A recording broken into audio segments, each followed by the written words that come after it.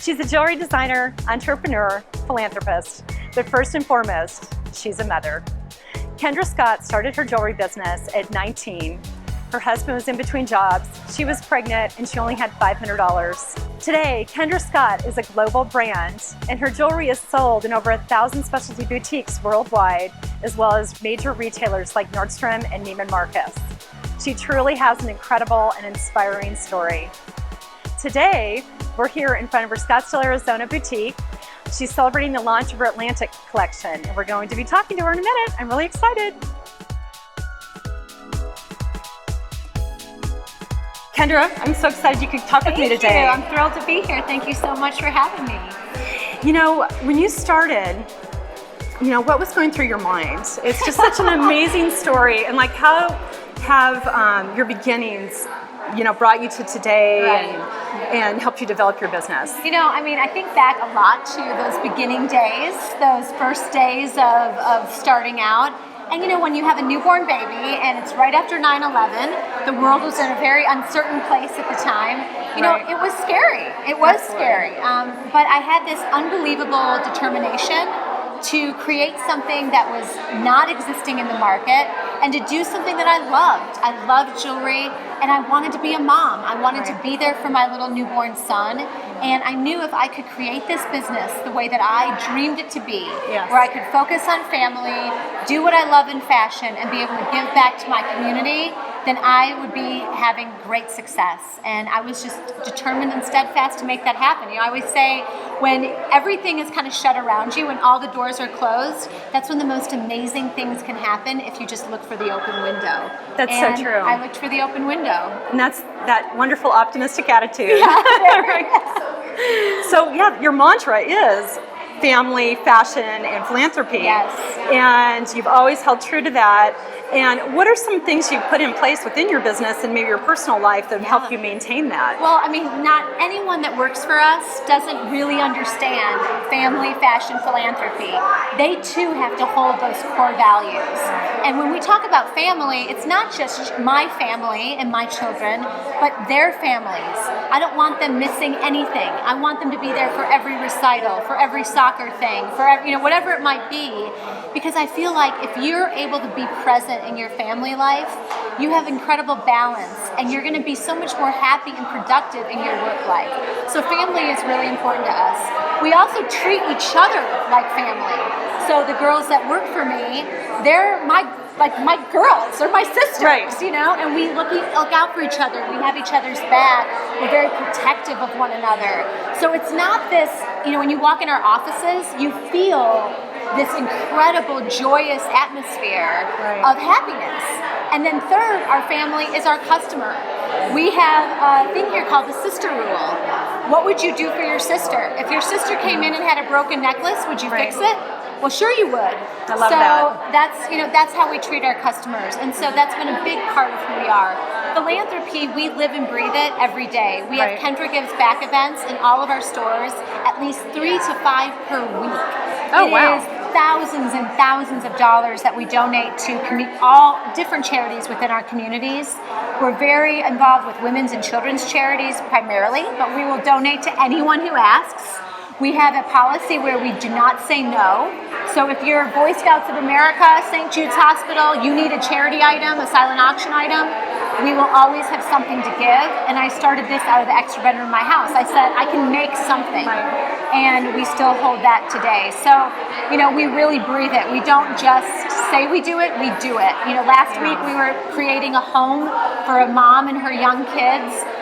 In Austin, we all were there painting. I had paint covered all over me. We were building furniture from IKEA, and we gave someone a home. That's amazing. So it's a lot of things that we're involved in. It's what I love. Has it been difficult as you've grown from 8 employees back several years ago to now 165? I read recently. We have over 200. Oh my gosh! Okay, so it's grown even further. Literally from week to week, it's going crazy. But I think what's hard in some ways is that I love to really know everybody. Right. And when you're growing that fast, it's harder for me to really get to know everybody. And so that's where I'm really wanting to spend the time to have that one-on-one interaction because they are my family. Right. But what I do love is that everyone that works for us goes through a series of interviews. So it's the most complicated thing you've ever seen. But you basically have to interview with about 10 people before you get a job because we want to make sure that you're culturally fit in the family. Right. And I think what we've created, you can see that when you meet our staff and our team members, is this enthusiasm, this passion. Everyone loves what they're doing and they're happy to be at work every day. You definitely can see that just in the people you deal with, and it all stems from the top because you're so enthusiastic.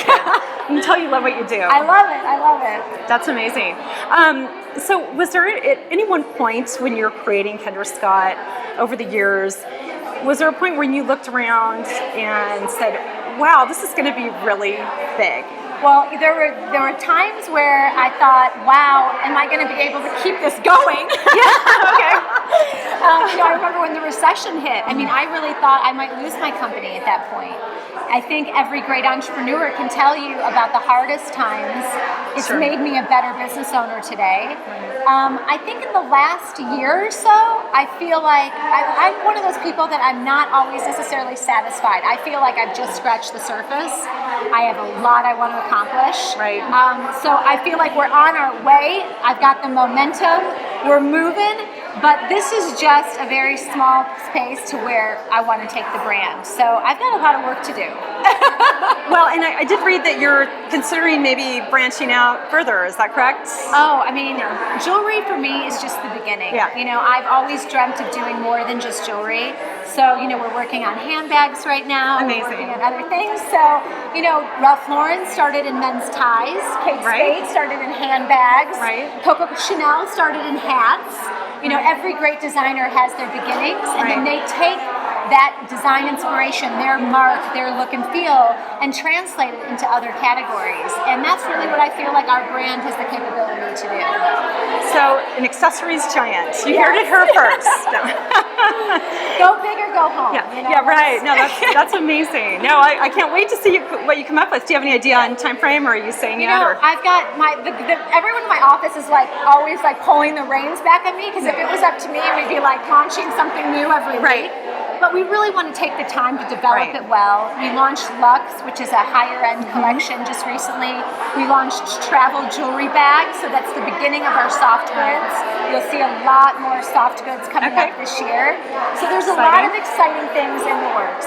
Definitely. Yeah. Well, so speaking along that line, let's talk for a minute about your style. Since all of our readers are really interested in that aspect.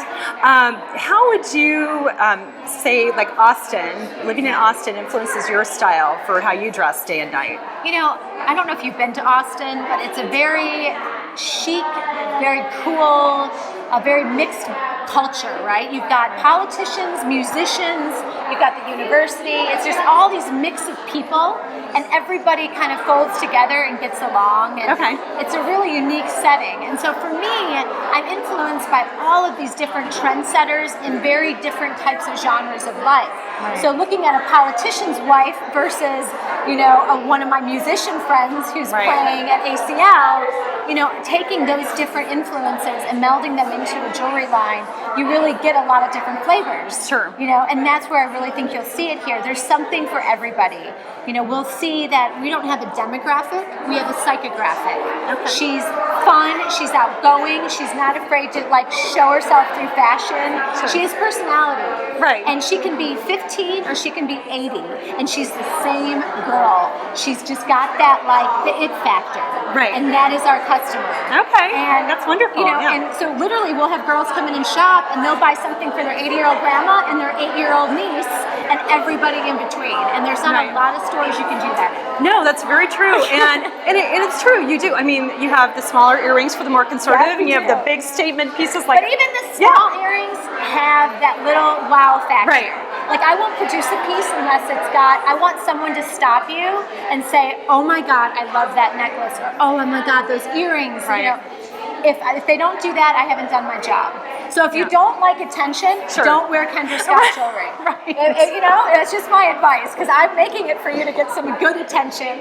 Well, I know I posted myself in this necklace on my blog yesterday, and I had a number of people commenting on it. Oh, so good. everybody loved it. Good. They're like, where did you get that? Yes. Yeah. So it's one of my favorites. I love it. Well, I'm a big statement necklace person. I'll put on my statement necklace before I put on earrings. It makes an outfit. There we go. You know?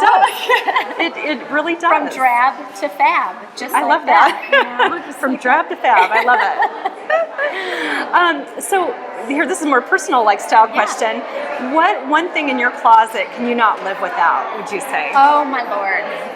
I'm a belt girl. I love belts. Now, you know, my aunt, she was a fashion director in the 70s and the 80s, and she has these incredible belts, and I love her belts, and I wear them all the time, and I don't think I could function if I didn't have a great belt to wear. What's your favorite? What does it look like, your favorite one? Oh my God, well, she's got a couple. There's one that's kind of like this leaf. It's like a gold leaf. Wow. It's incredible. I wear that all the time.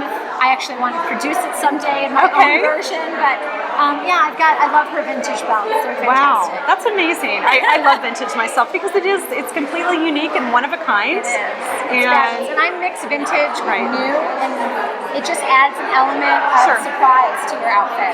Yeah. Absolutely. Yeah. Well, so I guess my big question for you is, what's next for you personally, as well as Kendra Scott, beyond the maybe accessories launch and so on? Do you have any other really big dreams for the company and or yourself? Yeah, you know, I mean, I feel like we've just scratched the surface. You know, we're growing very fast. We're opening 8 to 10 more retail stores this year. So that's exciting. We're going into new products, which is really fun and exciting. With my family, you know, we are very close. My family, my children come first. We love to spend time together. You know, my little 4-month-old son is here in Scottsdale tonight. You know, he'll probably be making an appearance later. I travel with them. You know, we're very, very close. That's great. And, you know, that's never going to change. I always say, people ask me, are you a jewelry designer or a CEO first? And I correct them and I say, I'm a mom first. And the other things come after that. Nothing replaces that, right? You're a mom forever. Yes. Yeah. You know, I mean, how do you balance that? Like, I mean, in addition to traveling, are there any other tips and tricks you could provide to other moms out there that are working and finding a struggle? Gosh, I mean, it's always hard. And I think if any working mom tells you they figured it out, they're lying. Right. Because it is hard. There's some days I feel like I'm doing it really, really well. Yeah. And then there's other days that I struggle with it. So, you know, I think the most important thing is to surround yourself with people that are there for you. It does take a village. I have great friends. We share carpool time. Right. We're always helping each other out. So having a really good support system is important. Sure. And, you know, let the people around you know what your priorities are. You know, if you're going to be the one to pick your kids up every day, block that time off in your calendar. Don't let anything get booked around it, and just make it happen. And it's amazing when you just say, okay, this is how it's going to be.